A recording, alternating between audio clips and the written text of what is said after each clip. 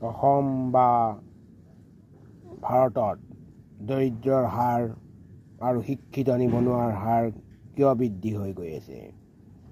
গোটেই ভাৰতবৰ্ষখনক সামৰি নলয় যদি অসমৰ পৃষ্ঠভূমিতে ক'বলৈ যাওঁ, তেতিয়াহ'লে আচল ছবিখন বহুত বেলেগ। ভাৰতবৰ্ষৰ তুলনাত অসমতো লাহে লাহে নিবনুৱাৰ সংখ্যা আগতকৈ শিক্ষিত নিবনুৱাৰ হাৰ 10% বৃদ্ধি হৈছে। কাৰণ কি? শিক্ষাও আছে, তথাপি নিবনুৱা বাঢ়ি গৈছে। কাৰণ একমাত্ৰ তেওঁলোকৰ স্কিল নাই। স্কিল নহ'লে কাম পাবলৈ অসুবিধা। আৰু জানে আপুনি আচৰিত হ'ব যে অসমৰ 22% মানুহে দৰিদ্ৰ সীমাৰেখাৰ তলত বাস কৰে। তাৰোপৰি গুৱাহাটী বা ডিব্ৰুগড় বা যোৰহাট তেনেকুৱা চহৰবিলাকতো চাকৰিৰ অভাৱ, চাকৰি নাপায়।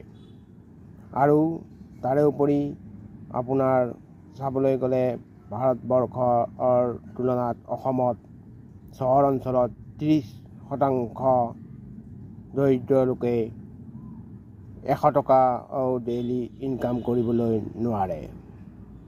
তাৰ ফলত তেওঁলোকে নিজৰ ল'ৰা ছোৱালীকো ভাল শিক্ষা প্ৰদান কৰিব নোৱাৰে।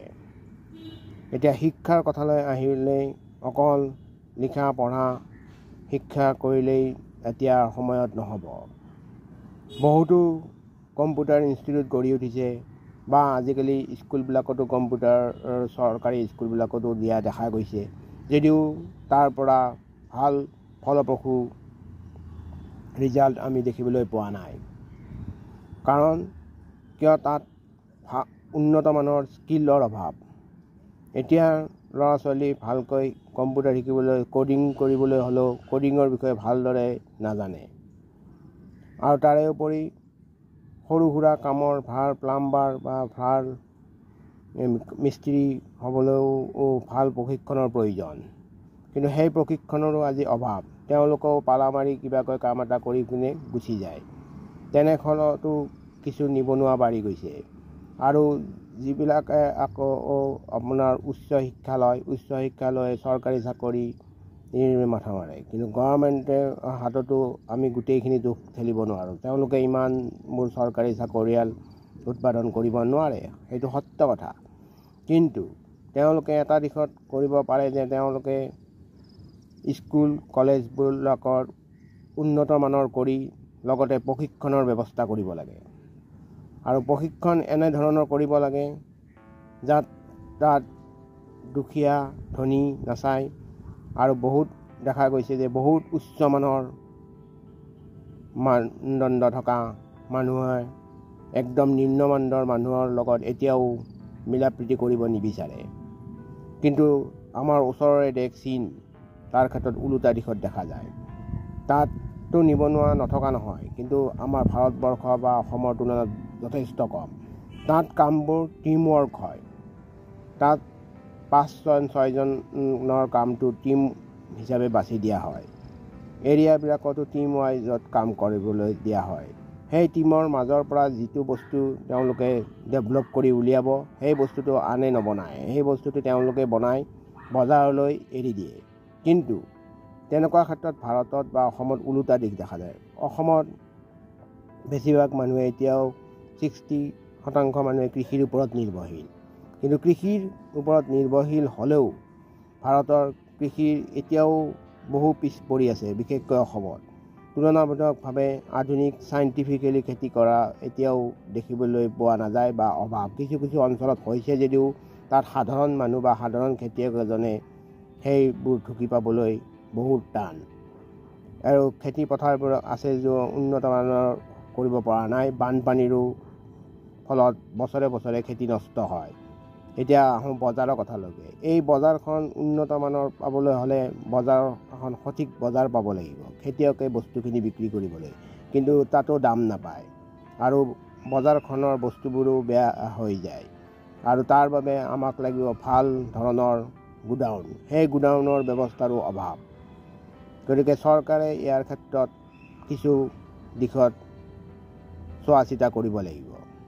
এতিয়া আহোঁ যে চবেই খেতি কৰিব নোৱাৰে বা খেতিৰ ওপৰত নিৰ্ভৰশীল হৈও দেশ এখন ইমান আগুৱাব নোৱাৰে। তাৰ বাবে লাগিব আমাক কল কাৰখানাও প্ৰয়োজন হ'ব। কিন্তু কল কাৰখানা প্ৰয়োজন হোৱাৰ লগে লগে আপোনাৰ শিক্ষিত হোৱাৰ লগতে নিবনুৱাসকলৰ কাৰণে ট্ৰেইনিঙৰ ব্যৱস্থা থাকিব লাগিব। মাজতে আজি 6-7 বছৰ আগতে গভৰ্ণমেণ্টে স্কিল ডেভেলপমেণ্ট উলিয়াইছিল, কিন্তু সেই স্কিল ডেভেলপমেণ্টটো আমি ফলপ্ৰসূ হ'বলৈ দিব নোৱাৰিলোঁ বা সেই ফলপ্ৰসূ হোৱা দেখা নগ'ল, কাৰণ ইয়াত বহুতো সুৰুঙা থাকি গ'ল।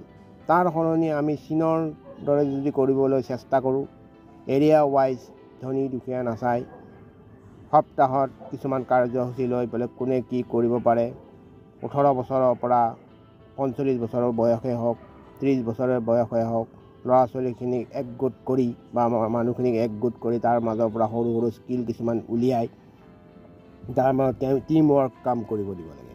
টিম ৱৰ্ক কাম কৰাৰ পিছত তেওঁলোকৰ মাজৰ পৰা যিবিলাকে প্ৰডাক্ট উলিয়াব, সেই প্ৰডাক্টবোৰ বজাৰলৈ এৰি দিবলৈ চেষ্টা কৰিব লাগে আৰু তেওঁলোকৰ কামবোৰ ভাল হৈছেনে ভাল হোৱা নাই পুংখানুপুংখভাৱে চাব লাগে। আৰু ইয়াৰ উপৰি দেখা গৈছে চৰকাৰৰ আঁচনি কিছুমান দিছে, নিদিয়া নহয়, কিন্তু আঁচনিবিলাকো ফলপ্ৰসূ হৈ উঠা নাই। তাৰ সলনি আঁচনিবোৰ বেয়া বুলি আমি ক'বলৈ নাযাওঁ, কিন্তু আঁচনি দিয়াৰ লগতে সেই আঁচনিবোৰৰ কৰ্মৰ দ্বাৰা কৰিব দি সেই কৰ্মৰ টিম ৱৰ্ক কৰি সেই কৰ্মটো কৰিছেনে কৰা নাই এইটো ভালদৰে চাই তাৰ ভিত্তি কৰি আঁচনিসমূহ দিলে নিশ্চয় উপকৃত হ'ব বুলি আমি আশা কৰিব পাৰোঁ।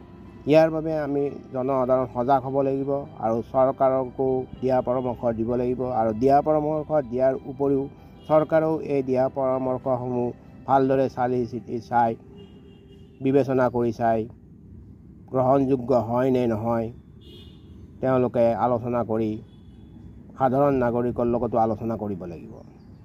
এইখিনিকে কৈ মই মোৰ ভিডিঅ'টো সামৰণি মাৰিছোঁ। যদি মোৰ ভিডিঅ'টো ভাল পাইছে লাইক কমেণ্ট আৰু শ্বেয়াৰ কৰিবলৈ নাপাহৰিব আৰু মোৰ ইউটিউব চেনেলটো ছাবস্ক্ৰাইব কৰিব। আজিলৈ আহোঁ, ধন্যবাদ।